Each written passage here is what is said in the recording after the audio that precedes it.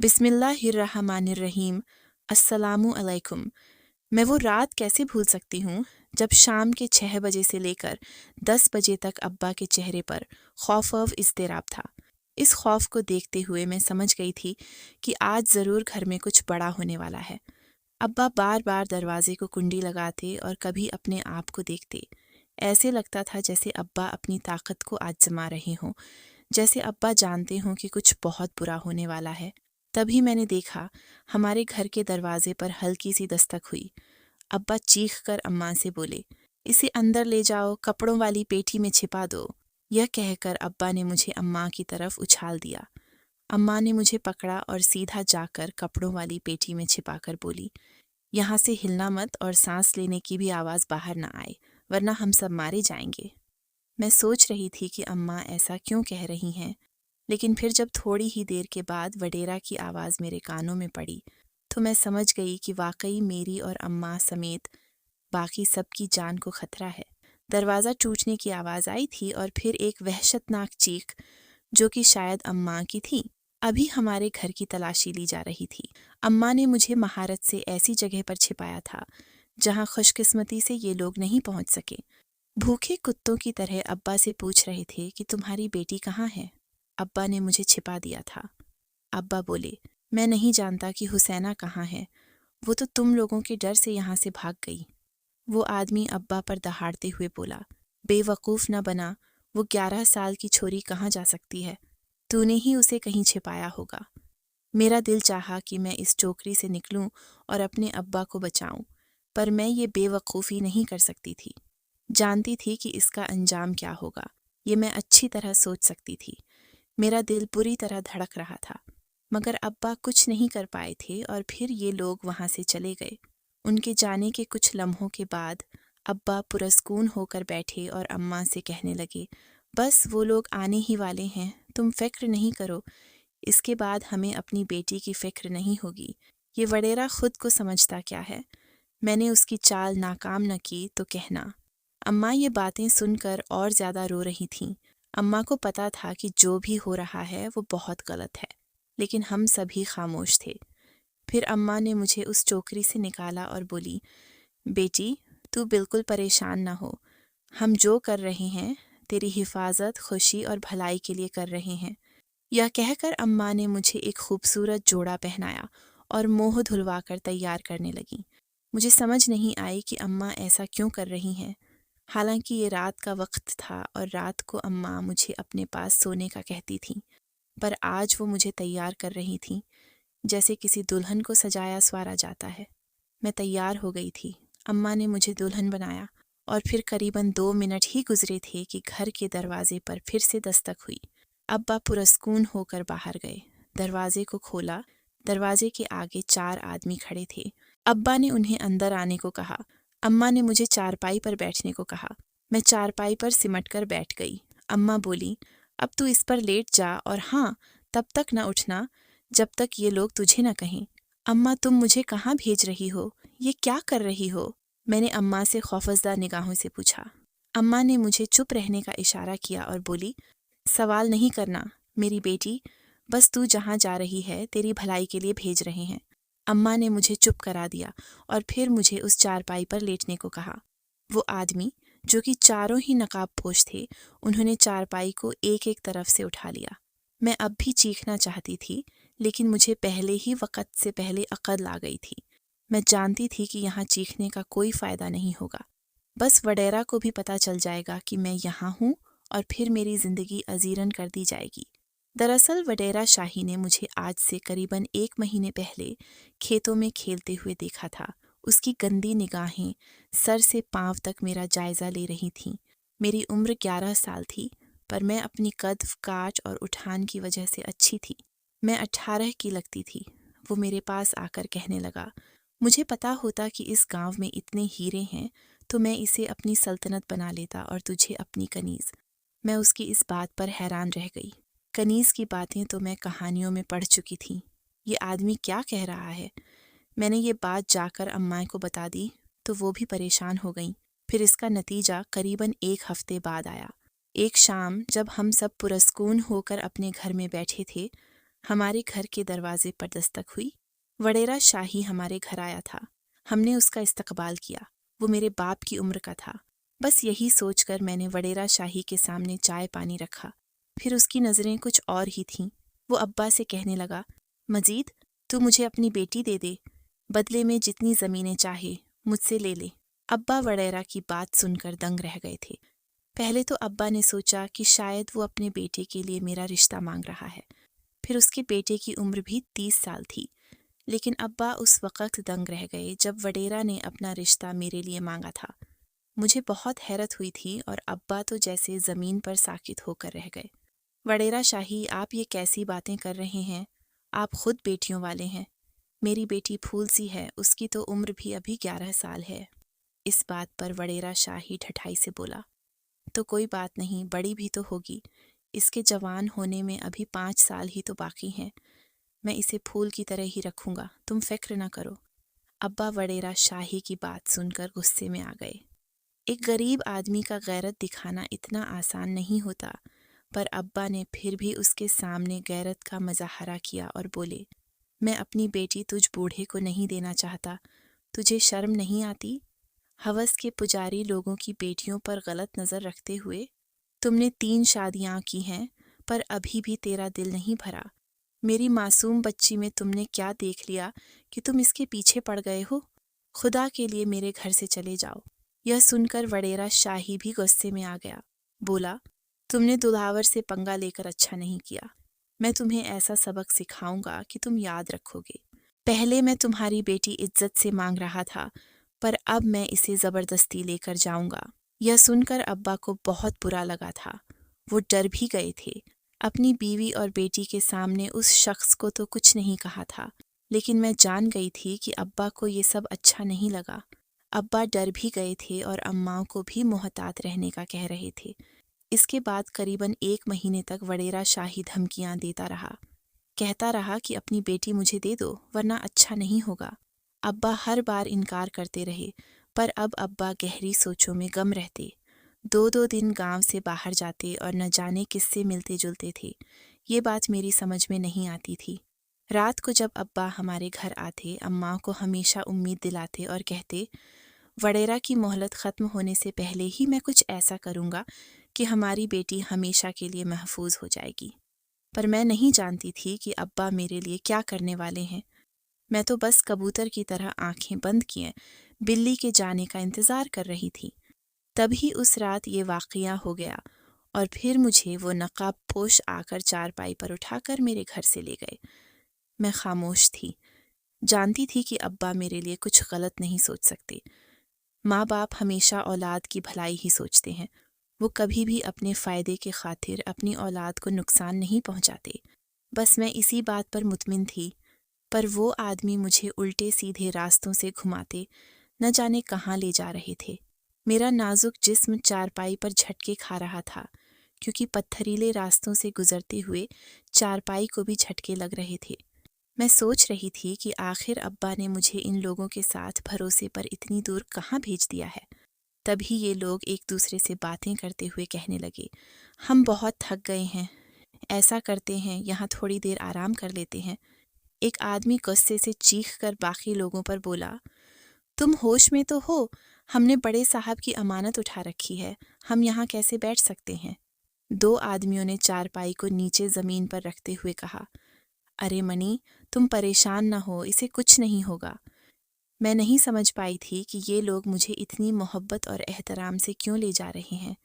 کیا واقعی ابا نے میرے لیے کچھ اچھا سوچا ہوگا؟ یہ سوچیں میرے ذہن میں مسلسل چکر کاٹ رہی تھیں۔ ان لوگوں نے دریا کے کنارے چارپائی رکھی، میں بھی اٹھ کر بیٹھ گئی تھی۔ اب مجھے یہ سب بالکل بھی برے یا غیر محفوظ نہیں لگ رہے تھے۔ ظاہر ہے میرے ابا نے مجھے ان کے ساتھ بھیجا تھا، کوئی تو حکمت ہوگی۔ ان آدمیوں میں سے 2 نقاب پوش میرے ساتھ رہے اور باقی دریا پر چلے گئے۔ شاید یہ لوگ ہاتھ منہ دھونے گئے تھے۔ پھر میں نے دیکھا یہ لوگ دریا کے کنارے موجود ریت پر نماز پڑھ رہے تھے۔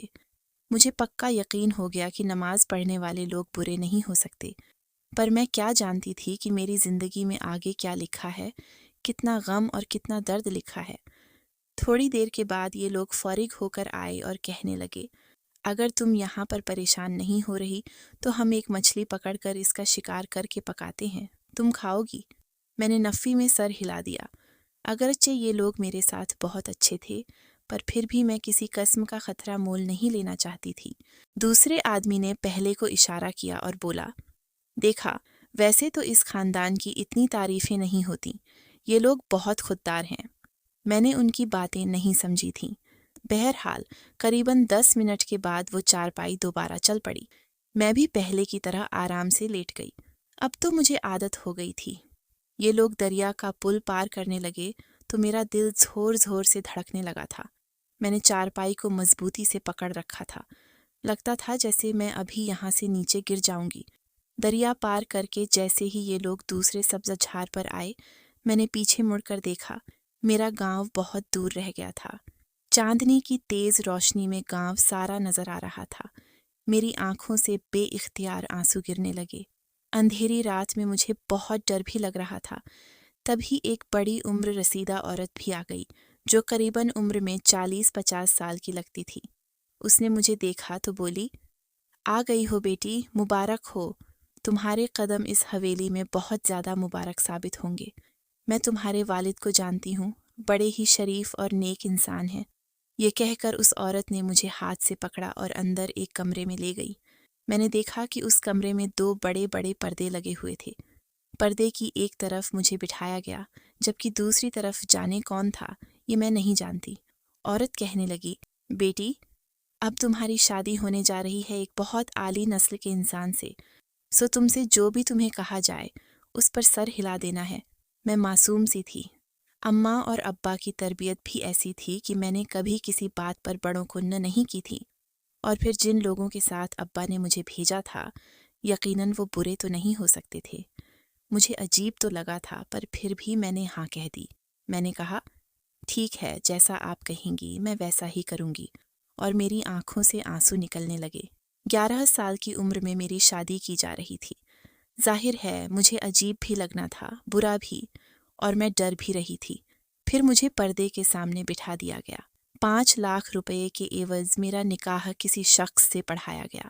پھر میں یہ نہیں جانتی تھی کہ وہ کون ہے، مجھ سے کیا چاہتا ہے، اور کیوں ایک عام جھونپڑی میں رہنے والی لڑکی سے اس شاندار حویلی میں نکاح کرنا چاہتا ہے۔ میرا نکاح کر دیا گیا، اور پھر وہی عورت مجھے اٹھا کر دوسرے کمرے میں لے گئی۔ وہاں پر میرے ابا بیٹھے ہوئے تھے۔ کہنے لگی، چلو، تمہارے ابا تم سے ملنے آئے ہیں، وہ تم سے ملیں گے تو انہیں اچھا لگے گا اور تمہیں کچھ بتانا بھی چاہتے ہیں۔ میں نے کہا، ٹھیک ہے۔ میں بہت خوش ہو گئی کہ ابا مجھ سے اتنی دور سے ملنے آئے ہیں۔ میں کب سے انہیں یاد کر رہی تھی۔ میں باہر گئی۔ ابا بڑے سے کمرے میں بیٹھے ہوئے تھے۔ ان کا سر جھکا تھا، پر وہ بہت مطمئن تھے۔ مجھے دیکھتے ہی بولے، آ گئی میری پیاری بیٹی، میں جانتا ہوں کہ میں نے تمہیں بتائے بغیر اتنا بڑا فیصلہ کر لیا، پر اتنا تو معلوم ہے کہ میری بیٹی مجھے شرمندہ نہیں کرے گی۔ تم نے میرا سر فخر سے بلند کر دیا۔ بیٹا، جو میں نے کہا تھا ویسا ہی ہوا۔ تم نے ان لوگوں کے سامنے بدتمیزی نہ کر کے میرے لیے بہت بڑی آسانی کر دی۔ بیٹا، مجھے تم سے اتنی سی عمر میں اتنی توقع نہیں تھی کہ تم میری تربیت کا اتنا مان رکھو گی۔ میں ابا کے پاس بیٹھی تھی۔ ابا مجھے پیار کیے جا رہے تھے۔ کبھی میرے سر پر دلاسا دیتے تو کبھی خوش ہو کر مجھے گلے لگا لیتے۔ میں نے کہا، ابا، یہ کون ہے جن کے ساتھ میری شادی ہوئی ہے؟ ابا بولے، تم جیسی سمجھدار بیٹی کم لوگوں کو ملتی ہے جسے یہ بھی نہیں پتا کہ اس کی شادی کس سے ہوئی ہے۔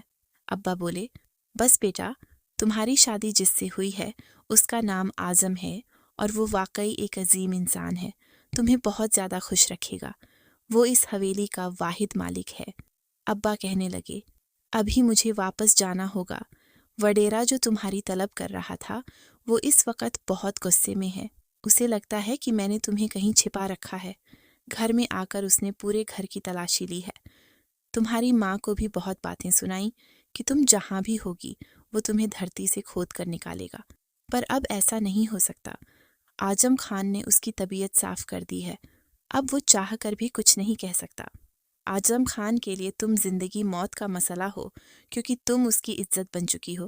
بیٹا، اعظم خان کون ہے؟ میں نے معصومیت سے پوچھا۔ ابا بولے، بیٹا تم فکر نہ کرو، جب تم اپنے شوہر کو دیکھو گی تو تمہیں میرا فیصلہ برا نہیں لگے گا۔ میرا دل بیٹھ گیا، آنکھوں سے آنسو نکلنے لگے۔ جانتی تھی ابا تم نے بھی شاید مجھے اپنے فائدے کے لیے بیچ دیا ہے۔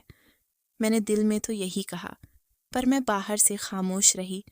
میں نے کسی قسم کے دکھ کا اظہار نہیں کیا، ابا کو پریشان نہیں کرنا چاہتی تھی۔ ابا حویلی سے چلے گئے تھے۔ وہ عورت تب میری طرف آئی اور بولی، تم جا کر غسل خانے میں نہا لو، تیار ہو جاؤ، میں نے تمہیں عروسی جوڑا پہنانا ہے۔ عورت کی یہ بات سن کر میں جا کر نہا دھو کر تیار ہو گئی۔ اس نے مجھے لال رنگ کا جوڑا پہنا دیا اور بولی، آج تمہارا شوہر تم سے ملنے آئے گا تو تم نے تیار رہنا ہے۔ میں بھی خوش ہو گئی کہ جس سے میری شادی ہوئی تھی وہ مجھے دیکھ تو لے۔ میں نے اپنے آپ کو خوب سجا سوار لیا تھا۔ پھر میں تھی تو بچی ہی، لیکن مجھ میں وقت سے پہلے عقل آ چکی تھی۔ میں تیار تھی، تبھی پردہ کھلا۔ میرا شوہر جب میرے سامنے آیا تو میں دنگ رہ گئی۔ وہ تو میرے جیسا ہی جوان تھا، اس کی عمر قریباً 20 سال ہوگی، لیکن وہ قریل جوان معلوم ہوتا تھا۔ اسے دیکھ کر میرا دل خوش ہو گیا۔ اعظم آپ کا نام ہے؟ میں نے پوچھا تو وہ ہنس پڑا۔ ہاں، اور تم میری بیوی ہو، مجھے تم پر فخر ہے۔ تم بہت زیادہ خاندانی لڑکی ہو، میری نسل کو تم ہی چلا سکتی ہو۔ میں اس جوان کی عقل والی باتیں سن کر حیران رہ گئی تھی۔ پھر اس نے جو باتیں کیں وہ میں سنتی ہی رہ گئی۔ بولا کہ تم یہ مت سمجھو کہ ہماری عمر بہت کم ہے۔ یہ آج کل کے زمانے کے لوگ ہیں جنہوں نے 20-30 سال تک اپنی زندگی ہی شروع نہیں کرنی ہوتی۔ تم نے نہیں دیکھا، پرانے زمانے میں لوگ 10 سال کی عمر میں اپنی زندگی کو بہت آگے بڑھا لیتے تھے اور پھر اپنی زندگی میں بڑے بڑے کارنامے کرتے تھے۔ میرے شوہر نے مجھے ایسی ایسی باتیں بتائیں کہ میں اس بات پر قائل ہو گئی کہ میری شادی کم عمری میں ہوئی تو اچھا ہے۔ مجھے زندگی دیکھنے کا موقع ملے گا اور میں اپنے شوہر کے ساتھ بڑی ہوں گی، اس شخص کے ساتھ جس کے ساتھ مجھے زندگی گزارنی ہے۔ میں اسی کے ساتھ رہوں گی تو زندگی کتنی خوبصورت ہوگی۔ ہمیں ایک دوسرے کی عادت ہو جائے گی۔ ہمارا رشتہ بہن بھائی اور ماں باپ سے زیادہ مضبوط ہوگا۔ پھر اس نے جو بات مجھے بتائی مجھے تھوڑی پریشانی بھی ہوئی۔ بولا کہ میری پہلے بھی ایک بیوی تھی پر وہ فوت ہو چکی ہے۔ میری شادی 15 سال کی عمر میں ہوئی تھی۔ میری وہ بیوی بیماری کی وجہ سے اس دنیا سے چلی گئی اور پھر میرے ابا نے کہا کہ میں تمہاری شادی اعلی نسل میں کروں گا۔ وہ ایک شریف عورت ہوگی جو تمہارے بچوں کی پرورش بھی کرے گی۔ میں اپنے شوہر کی باتیں سن کر حیران ہو گئی۔ پھر مجھے پتا چلا کہ ابا کا تعلق ایک اعلی نسل سے تھا۔ پھر ابا نے اپنی مرضی کی شادی کر کے خود کو کہیں اور غم کر لیا تھا، تبھی یہ لوگ ان سے ناراض ہو گئے۔ پر میری ماں بھی اعلی نسل ہی کی تھی۔ مسئلہ صرف دشمنی کا تھا جس کی وجہ سے میرے ابا کو ان لوگوں نے ناراض ہو کر اپنے سے الگ کر دیا تھا۔ پر ظاہر ہے یہ لوگ کیسے برداشت کرتے کہ ان کا خون وڈیرا کے ہاتھوں کا کھلونا بنے۔ تبھی نواب صاحب نے بروقت میری شادی کا اعلان کر کے مجھے تباہی سے بچا لیا۔ آج 28 سال کی عمر میں مجھے لگتا ہے کہ میں نے جیسے وقت سے پہلے ہی زندگی جی لی۔ مجھے اپنے اور اپنے ابا کے فیصلے پر کوئی ملال نہیں، کوئی پچھتاوا نہیں۔ آپ کو اگر یہ کہانی اچھی لگی ہے تو اس ویڈیو کو لائک کیجیے اور اس طرح کی مزید کہانیاں سننے کے لیے ہمارے چینل کو ضرور سبسکرائب کیجیے۔ کہانی سننے کا شکریہ۔ آپ سے ملاقات ہوگی اگلی ویڈیو میں۔ تب تک کے لیے اللہ حافظ۔